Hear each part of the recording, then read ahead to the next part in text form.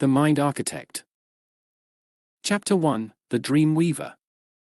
In the hushed confines of her lab, draped in the soft glow of twilight, Ariadne stood on the brink of the unimaginable. Her fingers danced over the sleek, metallic surface of the device she had christened Morpheus. It was the culmination of years of tireless research, a bold venture into the labyrinthine depths of the human mind. As a neuroscientist, Ariadne had always been fascinated by the enigmatic realm of dreams, those nightly wanderings that seemed both intimately personal and profoundly universal. Yet, it was more than academic curiosity that fueled her quest. It was a longing, a yearning to reconnect with something, or someone, she had lost. Morpheus was not just another scientific apparatus, it was a bridge to the world of dreams, a domain where reality blended with fantasy, where the subconscious whispered its deepest secrets. Tonight, Ariadne was ready to cross that bridge. She adjusted the neural interface, a delicate crown of sensors and electrodes, upon her head. Her heart raced with a mix of excitement and trepidation. This was it, the moment of truth. As the interface hummed to life, Ariadne closed her eyes. A symphony of sensations enveloped her, electrical impulses coursing through her brain, the faint scent of ozone, the gentle hum of the machine. Then, there was a shift, subtle yet profound. The darkness behind her eyelids deepened, and she felt herself slipping, falling gently into another reality. Ariadne opened her eyes to a world painted in surreal hues. She stood in a vast, open field, the sky a tapestry of twilight and stars. It was a dream, but not her own. She was a visitor here, a witness to the inner workings of another's mind. The dreamer, a patient of hers plagued by chronic nightmares, was unaware of her presence. She watched as the dream unfolded, an abstract narrative woven from the fabric of memory and emotion. The experience was exhilarating. Ariadne moved through the dream with a sense of wonder, observing the shifting landscape, the fluidity of time and space. It was like walking through a painting that was constantly changing, evolving. But amidst the beauty, there was an undercurrent of something darker, a hint of a deeper, more complex realm that lay just beyond the periphery of this dream. The realization struck Ariadne with a mix of awe and unease. What she had created was more than a tool for therapy, it was a gateway to a vast, interconnected subconscious, a shared realm where the dreams of humanity intertwined. The implications were staggering, the potential, both wondrous and terrifying. As she withdrew from the dream, returning to the stark reality of her lab, Ariadne knew that she had opened a door that could never be fully closed. Her invention had the power to heal, to unlock the mysteries of the mind, but it also held the risk of delving too deep into the fragile psyche of mankind. For now, Ariadne was content to explore, to help those haunted by their own minds. But the journey ahead was fraught with unknowns, and the shadows of the subconscious labyrinth beckoned with both promise and peril. Chapter 2: The First Journey. In the heart of a quiet, dimly lit room, Ariadne sat across from her first patient, Michael, a man haunted by unrelenting nightmares. His eyes, shadowed and weary, spoke of sleepless nights and a mind besieged by unseen terrors. As she prepared to embark on this unprecedented journey into his subconscious, Ariadne felt a sense of solemn responsibility. This was not just an experiment, it was a lifeline thrown into the turbulent waters of a troubled psyche. Activating Morpheus, Ariadne donned the neural interface once more. The familiar hum of the machine, like a lullaby from another world, ushered her into the dream realm. She found herself standing in a quaint, cobblestone street, bathed in the golden hues of a setting sun. The scene was picturesque, almost idyllic, with quaint houses lining the path and the gentle rustle of leaves in a soft breeze. But there was an eerie stillness, a sense of something lurking just beneath the surface. As she walked, the scenery began to shift, subtly at first. Shadows lengthened, and the warm light waned, giving way to a cooler, bluish tint. The houses, once charming, now appeared dilapidated, their windows like vacant eyes watching her every move. It was a landscape transformed by fear, a reflection of Michael's inner turmoil. Ariadne continued her journey, each step revealing more of the dream's narrative. She passed through a market square where the stalls were abandoned, their goods left to rot. A clock tower loomed in the distance, its hands spinning wildly, time itself unraveling. The dream was a tapestry of Michael's anxieties, woven from the threads of his consciousness. But there was more. Ariadne sensed a connection, an invisible thread that extended beyond this individual dream. It was as if each fear, each memory, resonated with a chorus of others, echoes of a collective human experience. This realization was both exhilarating and daunting. The dream world was not just a personal mindscape, it was part of a larger, more intricate labyrinth. As she delved deeper, the dream took on a more ominous tone. She found herself in a forest, the trees gnarled and twisted, their branches clawing at the sky. A thick fog rolled in, obscuring her path, and in the distance, she heard the faint sound of a child crying. It was a primal fear, raw and unfiltered, and Ariadne knew it was the source of Michael's nightmares. Approaching the sound, she found a young boy, huddled and alone. He was the embodiment of Michael's childhood fears, lost and forgotten in the recesses of his mind. Kneeling beside him, Ariadne offered words of comfort, her presence a calming force in the chaotic world of the dream. As the boy's tears subsided, the forest around them began to dissolve, the nightmarish landscape giving way to a serene meadow. The transformation was a symbol of healing, of fears confronted and soothed. Ariadne watched as the boy vanished, a smile of peace replacing his expression of fear. Returning to the waking world, Ariadne removed the neural interface, her mind abuzz with the implications of her journey. Michael, now resting peacefully, seemed to have found some respite from his inner demons. But for Ariadne, the journey had just begun.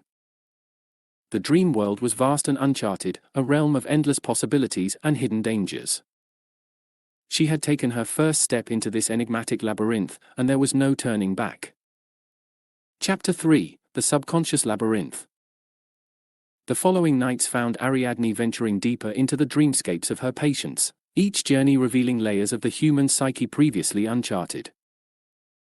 It was during one such expedition, with a patient gripped by a labyrinth of insecurities, that Ariadne stumbled upon an extraordinary revelation.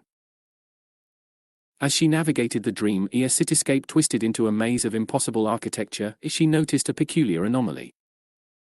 The walls of the maze, seemingly solid, flickered at the edges of her vision, revealing brief glimpses of other places, other dreams. It was as though the very fabric of this dream was fraying, exposing a tapestry of countless other subconscious realms. Intrigued, Ariadne pushed further, her curiosity driving her towards the flickering walls. And then, quite unexpectedly, she found herself stepping through one of these ethereal breaches. The transition was disorienting, a sensation of falling through layers of consciousness. When her feet finally found solid ground again, she was no longer in the city maze, but a vast, undulating field under a swirling, iridescent sky. This was the subconscious labyrinth, a realm where individual dreams bled into a shared consciousness. It was a place of surreal beauty, where the laws of physics bowed to the whims of imagination. Mountains rose and fell in the blink of an eye, forests grew from deserts, and oceans turned to skies.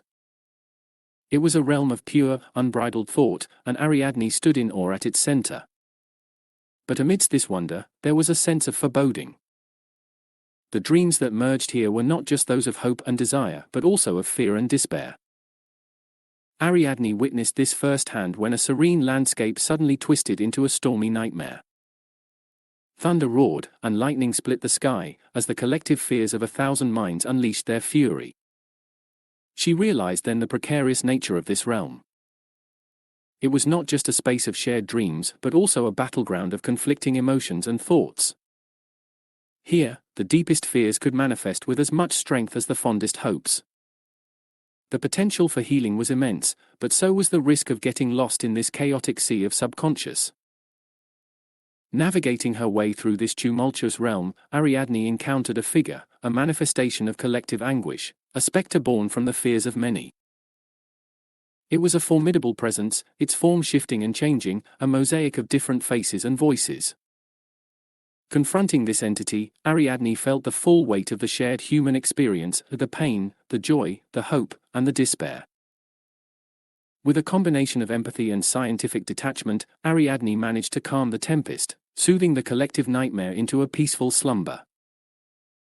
As the realm settled, she found her way back to the original dream, the city maze now restored to its intended form. Returning to her own reality, Ariadne was left with a profound sense of responsibility. The subconscious labyrinth was a powerful discovery, a place where the collective human psyche converged. It held the promise of unparalleled insight into the human condition, but it also posed dangers that she had barely begun to understand. The experience left Ariadne with more questions than answers. What were the limits of this realm? How could it be navigated safely? And most importantly, what ethical considerations lay in meddling with such a fundamental aspect of human existence? The labyrinth of the mind had opened its doors to her, and Ariadne knew that her journey had only just begun. Chapter 4: Trapped in the Nightmare. In the sterile quiet of the clinic, Ariadne received an urgent message. A patient, Thomas, was trapped in a dream, a prisoner of his own subconscious. His mind had slipped into the depths of the shared dream realm and couldn't find its way back. For Ariadne, this was no longer just a scientific endeavor, it was a rescue mission. As she activated Morpheus, Ariadne braced herself for what she knew would be her most perilous journey yet. The neural interface engaged, and she was immediately plunged into a world of chaos and shadow. The sky was a maelstrom of dark clouds swirling above a landscape torn asunder. The air was thick with a sense of dread, the collective fear of countless minds merging into a tangible force. Navigating this nightmare was like moving through a storm. The ground beneath her feet was unstable, shifting between solid earth and treacherous voids. Visions of terror flickered in and out of existence around her, monstrous figures, twisted landscapes, and scenes of unspeakable horror. It was a realm where nightmares held dominion, a manifestation of the darkest recesses of the human psyche. Ariadne pushed forward, her determination a beacon in the oppressive darkness. She encountered obstacles that tested not just her scientific acumen but her very resolve.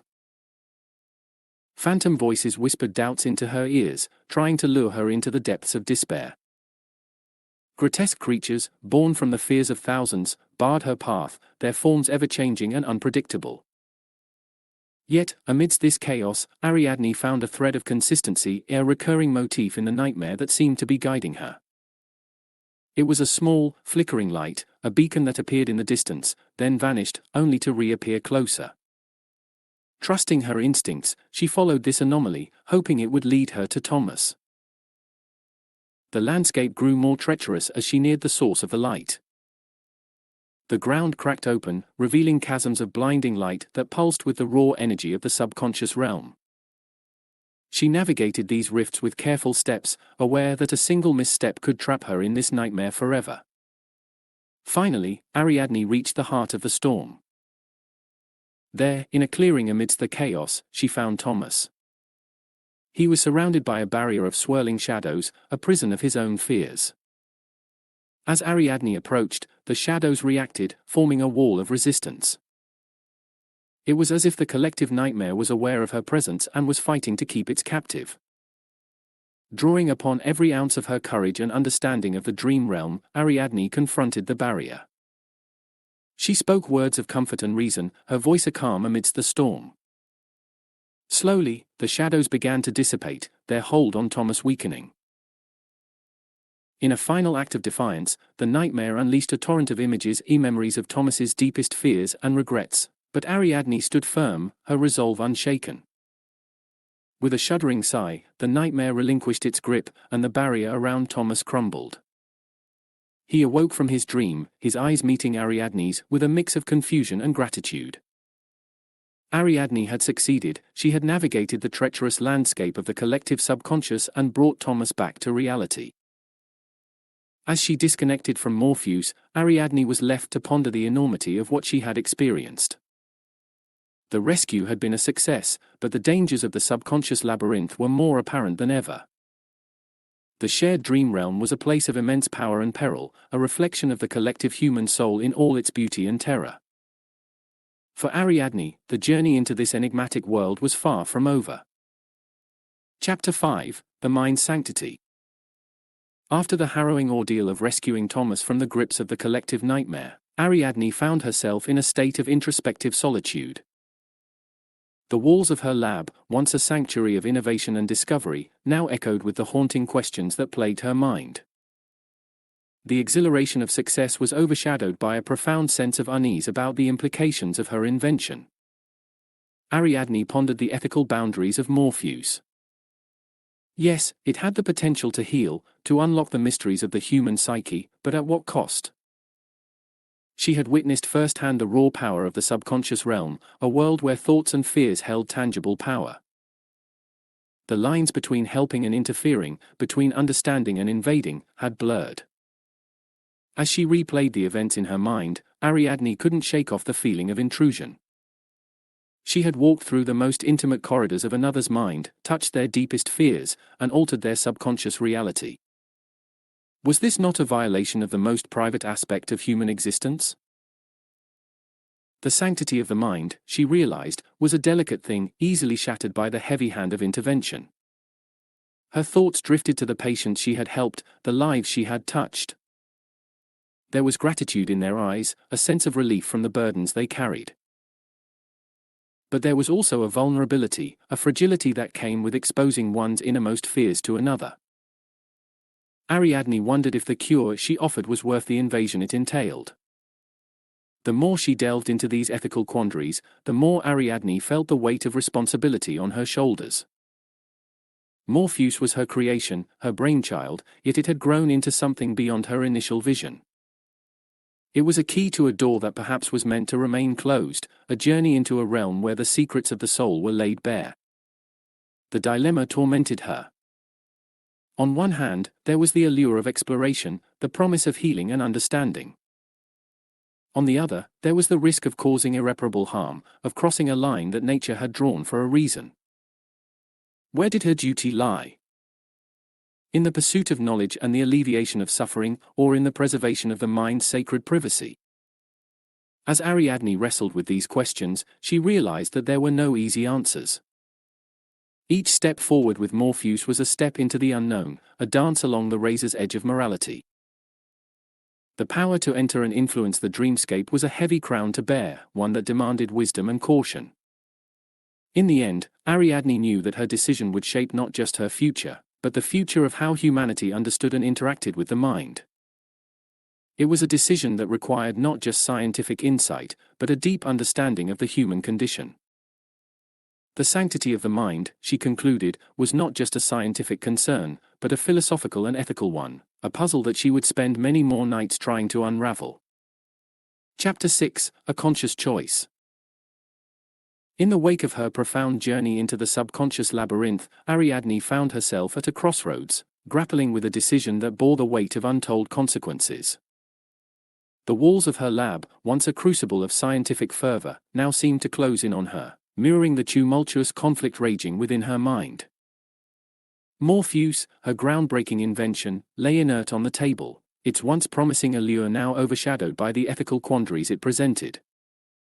Ariadne's hands hovered over the device, her fingers tracing the contours of a creation that had become both a beacon of hope and a harbinger of potential violation. The decision to destroy Morpheus was not one made in haste. It was the culmination of sleepless nights and soul-searching, a battle between her scientist's desire for exploration and her moral compass's plea for restraint. The sanctity of the human mind, she had come to realize, was a sacred domain, not to be trespassed lightly. Ariadne reflected on the journey she had undertaken, the minds she had traversed. Each expedition had unveiled layers of the human psyche, revealing both the resplendent beauty and the harrowing depths of the subconscious. But with these revelations came the unsettling recognition of her intrusion into the most private recesses of another's being. The potential of her invention to heal, to provide insight and solace, was undeniable. Yet, the risk of abuse, of unwarranted invasion and psychological upheaval, loomed large. In her quest to illuminate the mysteries of the mind, Ariadne had uncovered a fundamental truth: some realms, perhaps, were meant to remain uncharted, respected from a distance. With a resolve born of both wisdom and resignation, Ariadne deactivated Morpheus for the last time. As she dismantled the device, piece by piece, she felt a sense of closure, an acceptance of the limitations of human endeavor. In destroying her creation, she was not simply discarding a piece of technology, she was honoring the profound complexity and inviolability of the human spirit. As the final remnants of Morpheus lay scattered before her, Ariadne allowed herself a moment of reflection. Her journey had been one of discovery and dilemma, a voyage into the unknown that had challenged her intellectually and ethically. She had touched the very essence of human dreams and fears, and in doing so, had come to understand the immense responsibility that came with such power. In the quiet aftermath, Ariadne realized that her journey was far from over. The mysteries of the mind remained vast and alluring, and there were still countless paths to explore. But these paths would be navigated with a newfound respect for the sanctity of the subconscious, a reverence for the uncharted territories of the human psyche.